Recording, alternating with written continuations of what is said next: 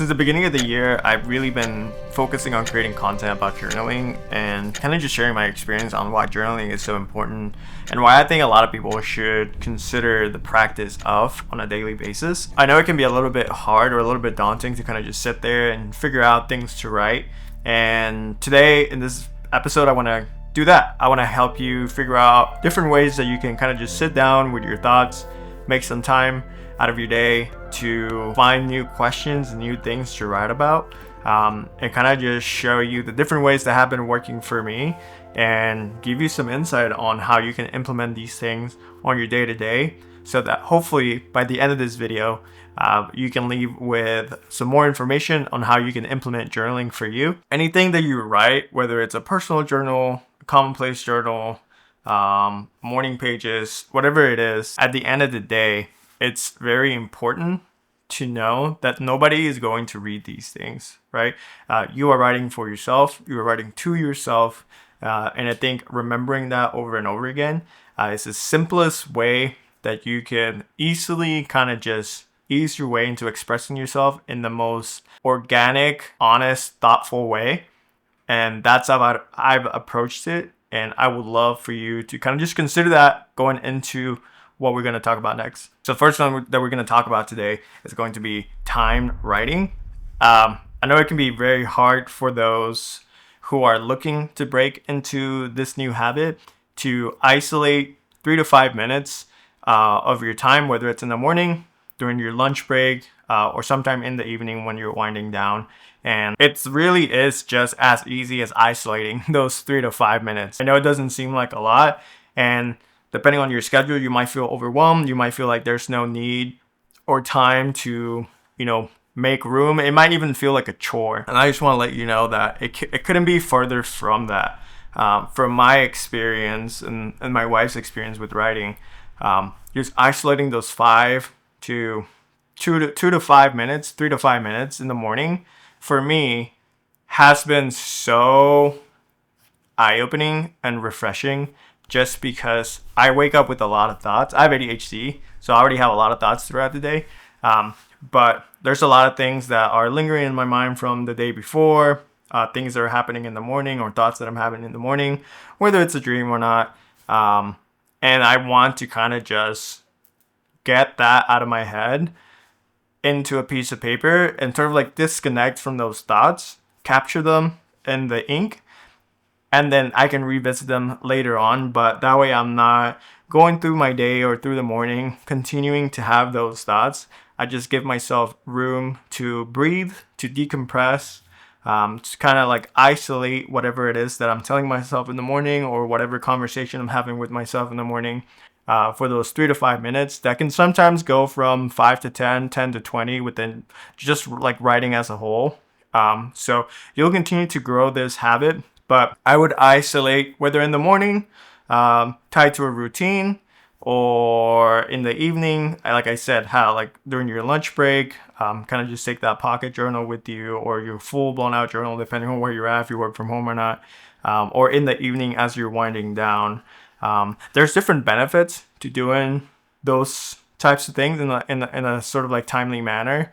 But just isolating those 3 to 5 minutes in a day, it's going to be really beneficial for you. Now, moving into the next practice or the other method, and I kind of talked about this here previously, but stacking your journaling window with other habits kind of allows you to keep yourself accountable or give yourself permission to do that certain thing. And again, it doesn't have to be an extensive amount of time. You can kind of just limit it, or you can kind of just finish your thought on the piece of paper.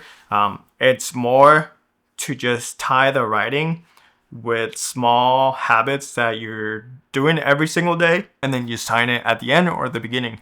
So for example, at night when you're brushing your teeth, or in the morning when you're brushing your teeth, after you're done cleaning up, you can kind of just remember that every time you do that, at the end, you're going to write couple sentences. You're going to write about your day, how your day went, what are some of the great things that happened during the day, what are some of the things, not so great things that happened during the day, or interesting things that you learned throughout your day, or again, kind of just decompressing for the night. I myself have done that in the past, and it's been really great to kind of just write things out that I've been thinking throughout the entirety of the day. Sometimes I feel so overwhelmed, and as of recently, I found a lot of things to write. Not necessarily because I'm stressed out, but because I'm having these conversations in my head, and writing them out quite literally feels like I'm taking the information out of my brain and putting it on the paper, and it makes me feel so much better.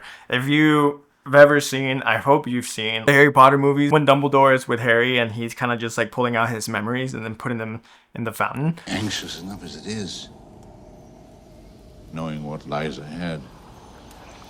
And again, we all are. That's kind of quite literally what it feels like, and it feels really great. So going back to like habit stacking, again, it could be making coffee in the morning, listening to the news in the morning, or a podcast before or after reading. It could be really good. It doesn't necessarily have to be about you or your thoughts or like what you're feeling throughout the day. It could be about how good your coffee was in the morning. It could be about how great that gym session was at the end of the night if you work out at night. How excited you are for whatever it is happening the following day, for the great movie that you watch in the evening with your friends. We just went to go watch Project Hail Mary, and I definitely journal about it, and I have been journaling about my reading experience for that as well, and things like that, right? It doesn't necessarily have to be anything specific. These could also act as a reminder to do that certain habit. If you haven't gone to the gym, means that you also haven't written on your journal. So it kind of keeps yourself accountable for other things that you want to be doing. Again, brushing your teeth every day. If you haven't brushed your teeth, or if you haven't written anything on your journal, you probably haven't brushed your teeth. Or if you haven't written anything in the morning, you probably haven't eaten breakfast, or you're still lacking your coffee. During the day, like if you're not writing, you usually want to write during your lunch to make sure that you are taking your lunch. Work from home problems, if that's a thing. Just remind yourself to eat a really healthy lunch. Or if you have medicines that you're taking throughout the day, tie it with taking your medicine so that way you don't forget, and then you can write about that as well. So that is habit stacking when it comes to writing. Now, for those who might find writing about daily experiences a little bit more difficult, there's also prompt writing. And what's really great about prompts is that there's so many prompts out there, so many questions that could provoke certain thoughts or certain ideas, or make you reflect on your inner self, your outer self. And I think those are really great. I myself use those a lot, and I think it makes it really, really easy because you don't have to think about what to write. You can schedule them out throughout the week, where you want to prompt certain ideas, certain thoughts, certain conversations, depending on what you have going on. So if you are watching a movie on a Thursday, you can prompt some questions on how are you feeling before the movie, how are you feeling after the movie, what are some of the thoughts, kind of just decompressing those things. If you're having like a job interview, if you're having to present before or after, how are you feeling? How are you decompressing? You can even write and go like really personal into, how am I feeling in the morning? What am I wanting to get from today? What is something that I'm looking forward to learning today? And then asking you a question based on that prompt at the end of the day. What did you learn? What didn't you learn? What did go right? What didn't go right?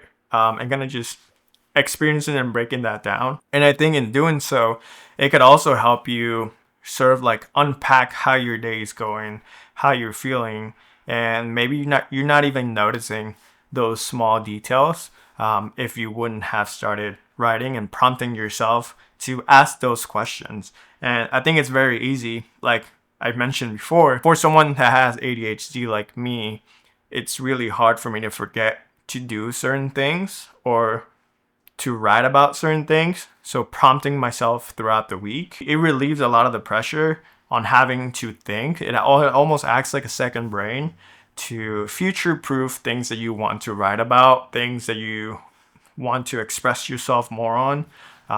So prompt-based journaling is really, really good. You can do it on a daily basis. You can do it on a weekly basis. You can sprinkle it through other means of journaling tactics and habits that we will talk about throughout this video. And I find it to be probably the easiest way to get started and the easiest thing to sort of keep going day after day. Here's some prompts that I sort of like found and implemented myself that you can utilize on your next prompt journaling writing session.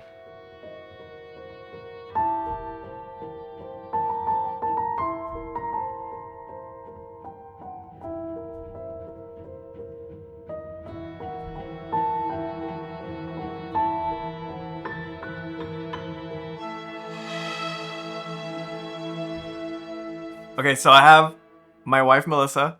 I brought her down so she can talk about stream of consciousness writing, which is another way that we can journal, which is kind of similar to like morning pages, is what I would say, where you kind of just wake up and you kind of just write and do your thing. But it's not specifically something that you do in the morning. So Yeah. Like I've always been into jotting things down, but I never really thought of myself as a journaler because I always thought I wasn't a really good writer. And I found out about morning pages and I realized that is literally just the type of journaling I do. Whereas I literally just write what's in my head and I put it down on paper. I have a lot of thoughts usually throughout the day, and they're again like just thought after thoughts after thoughts, and I just literally what's in my head I'll write it down. And I try to do that every single day, even if I don't feel like I have anything, like any thoughts or anything in my head. I'll literally write down that like I don't really you have no anything. thoughts in your head. I don't really have anything today. Like verbatim. But then it just kind of gets it flowing and it gets the pen moving, and I just start writing.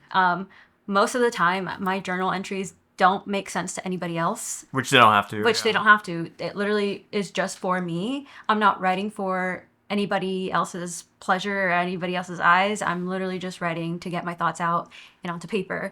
And so with that, I have specific journals that I've had just for stream of consciousness writing. Other people could call it like a brain dump because you're just dumping everything out of your head.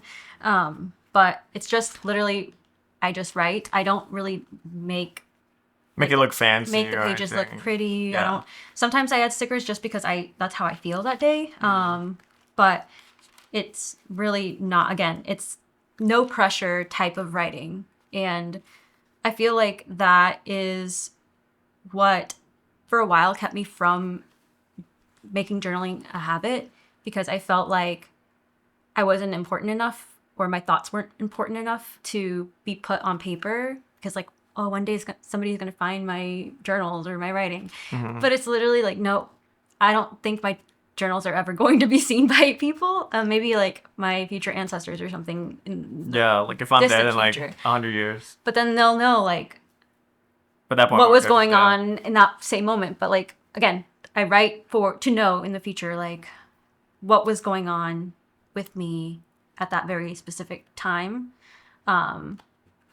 I have a separate journal for like planning and like memory keeping, but I keep those two types of journaling separate because I feel like that is how I get myself into a journaling slump, is if I put too much pressure into upkeeping a single journal. Yeah, and I think it's important, like if you are going to get started, like you can get really technical with like what journals to use and things like that. Like literally just grab a scrap piece of paper to kind of just get started, or like you can go buy a cheap notebook at like Staples or Walmart or wherever, like your local stationery store. And that's how I got like started. I mean, Leuchtturm isn't a cheap brand, really. Leuchtturm isn't really a cheap brand, but it's how I started writing.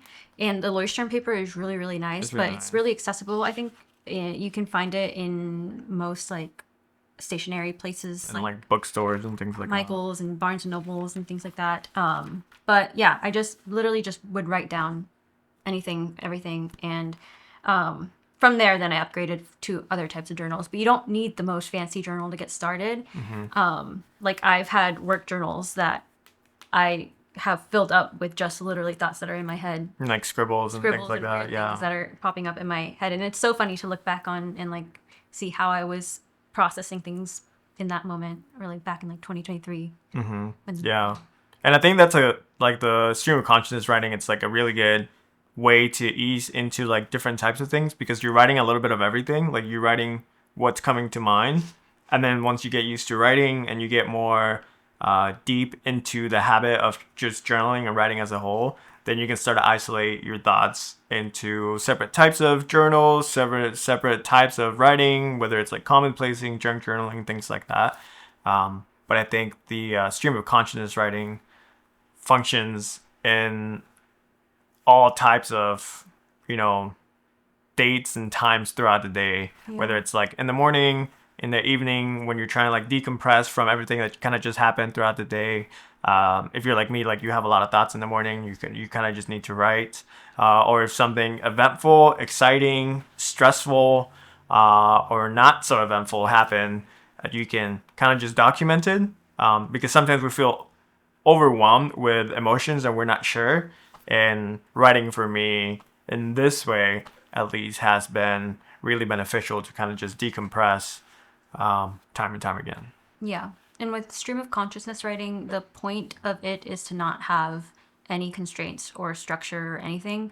Why I don't call it morning pages and why I don't do morning pages is because that constrains me to only be able to write in the morning. But all I care about is putting the pen to the paper and writing my thoughts and writing in general, even if that's half a page or like a couple sentences that day or 3 pages that day. It kind of just lets me know where I'm at and what's going on and what I need to get out. And again, there's no pressure. There's no like things I need to meet, and there's no like prompt I need to answer. It's purely for myself. Hopefully this video inspired you to kick off your journaling habit. I hope you learned a ton. I hope any of these systems are attracted to you and you start to implement them right away, either tonight when you're watching this video or whenever you're watching this video, wherever you're watching it. Let us know in the comments down below if you are going to try it out, and if you're already a seasoned veteran in writing, let us know in the comments down below what's worked for you so that other people can see and try different things. So with that in mind, thank you guys. Make sure to like and subscribe, and I'll catch you in the next one.